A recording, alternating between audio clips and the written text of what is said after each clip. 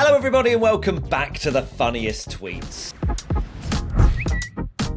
Today we are going to be diving into a rather exciting, drama-filled, controversial Mexico City Grand Prix. And that's not something we're used to. We're usually making snoring memes and all this track is not very good memes. But today we've got some things to cover. Mad Max. Right, let's get straight into Max Verstappen and his cheeky little antics. Cheeky being probably quite a kind term for what went on track. At DMBR Electrician, if Lando wins and I get 4th, he gains 13. If I block him, let the Ferraris through and we finish 3 and 6, he only gains 7. Was Max doing those mental maths in the car? Probably not to that degree. But what he definitely was doing was knowing that if he impacts Lando's race, he's probably not going to win, is Lando, in a very good McLaren.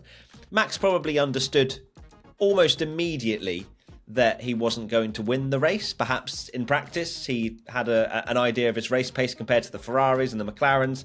So instead, he's like, right, as long as I can affect Lando's race as much as possible, that's what I'm going to do. And that's what he did. And it was far too much over the line for me. We said it in the podcast. It was aggressive, it was rash, and it reeked a little bit of desperation in some ways of just trying to do whatever he could to get ahead of Lando to affect his race. And that's not the racing I want to see. I want to see wheel-to-wheel, fair, clean racing. Shoving drivers off track just doesn't promote that. All we're doing is complaining about Max's antics or complaining that we don't get the wheel-to-wheel action that we all want to see. But this is what Max is doing. This is what drivers who have been very ruthless in the past have done. Michael Schumacher is absolutely the one that comes into my brain immediately. So what do? How do you stop it more? You can't. Max gets 20 seconds worth of penalties, still scores some decent points because a lot of the teams aren't quick enough to capitalise.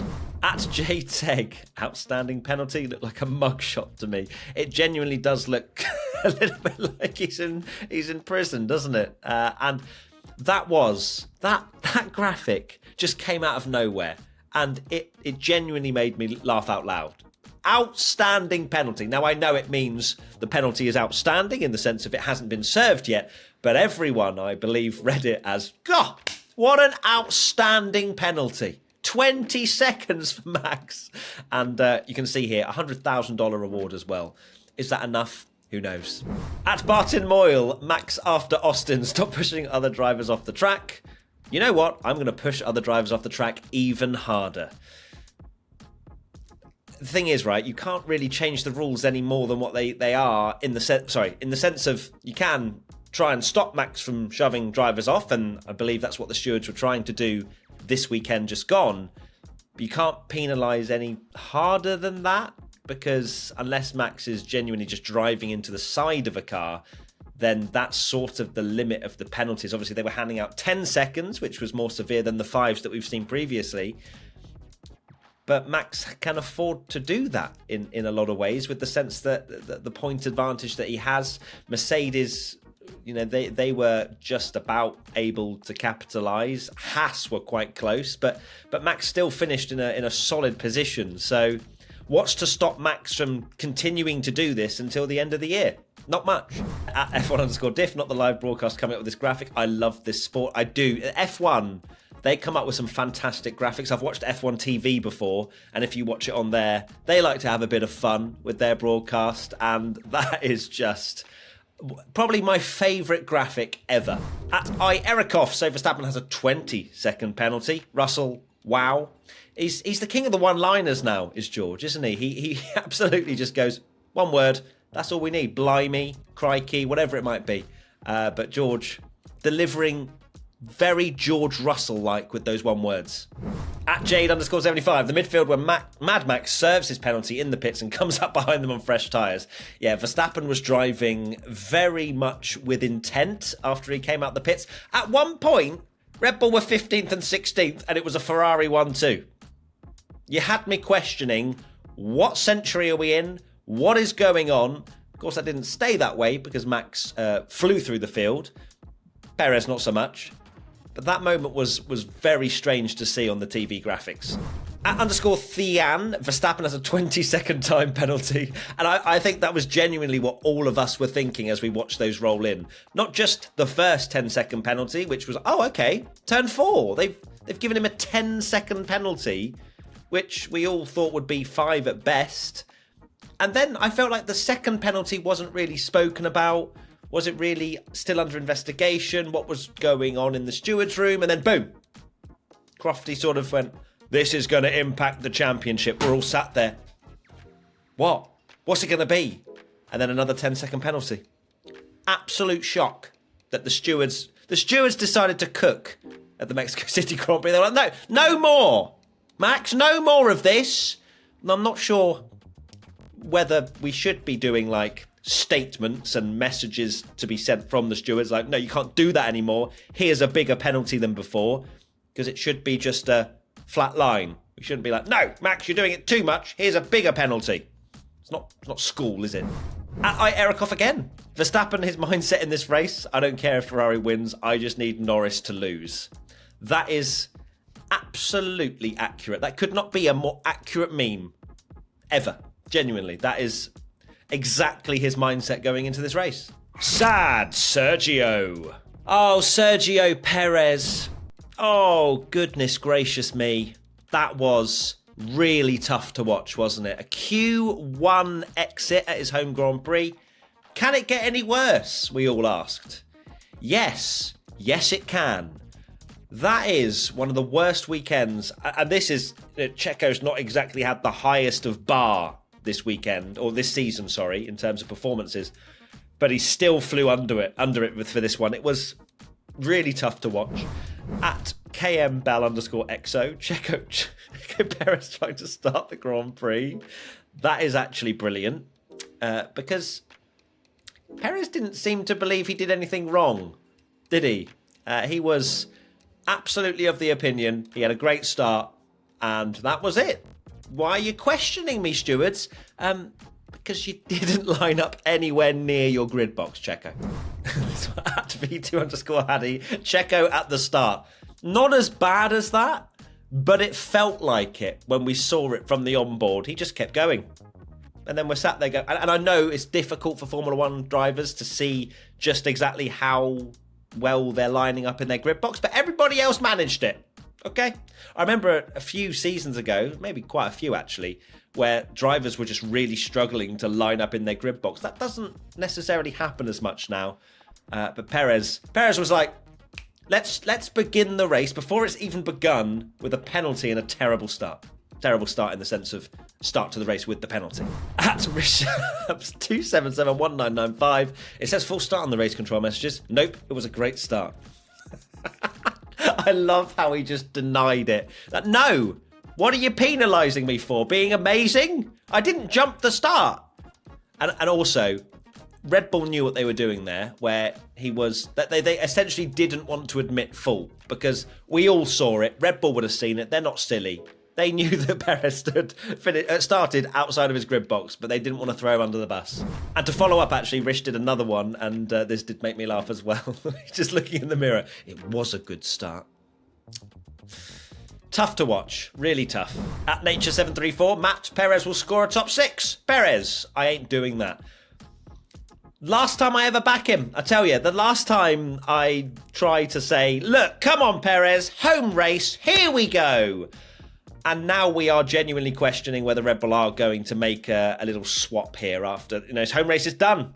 Whatever the reasoning for keeping Perez up until this point is probably done now. There was a lot of talk, rumours, wasn't there, around Perez has to stay for his home race. That's now happened. Are we going to see a Lawson in there? Although Lawson was being very hot-headed during that race.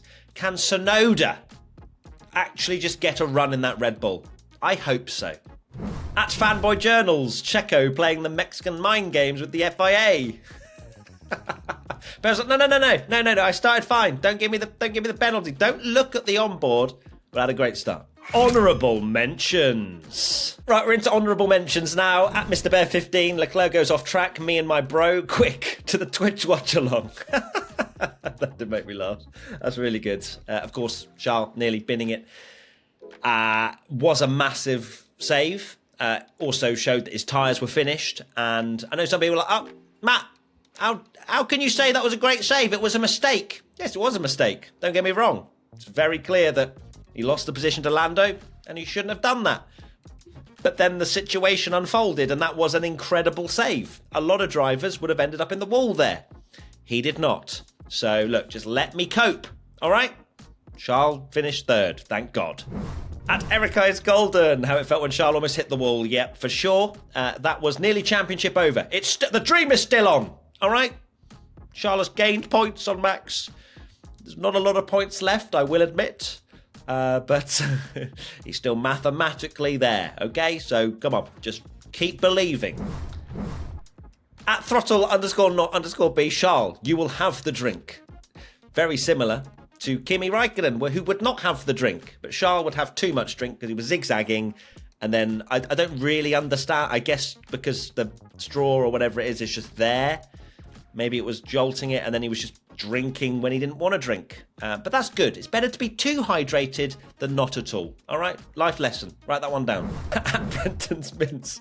This has never happened to the steering before. I swear. Yeah, it goes stiff, then it goes soft, stiff, soft. I mean, Colabinto, really, really interesting use of the English language there for sure. I mean, look, he is genuinely describing something. But we all went somewhere else, didn't we? And the way Brenton said this has never happened to the steering before is a brilliant caption for that. So well done. At F1 Shrek, Liam Lawson got some beef with the big boys. He does. I mean, comparing Fernando Alonso and Sergio Perez is a conversation in itself, because I would absolutely put Alonso much higher, and I think a lot of people would. But Lawson is not afraid to make some enemies. Now, at one point I'm like, yeah, do it. You know, show them. Be the new kid on the block and don't be afraid to get your elbows out. But also I felt like it was slightly, unless I've missed some footage between Perez and Lawson, I felt like it was over the top with Lawson and the way he reacted.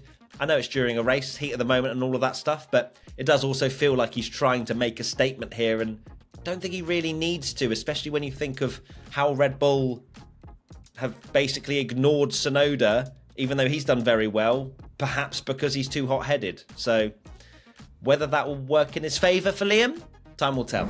At DL1701, welcome back Mariachi F1 theme. The best F1 theme ever. So good. When you have the starting grid and it's just such a banger. Everyone's just bopping like this.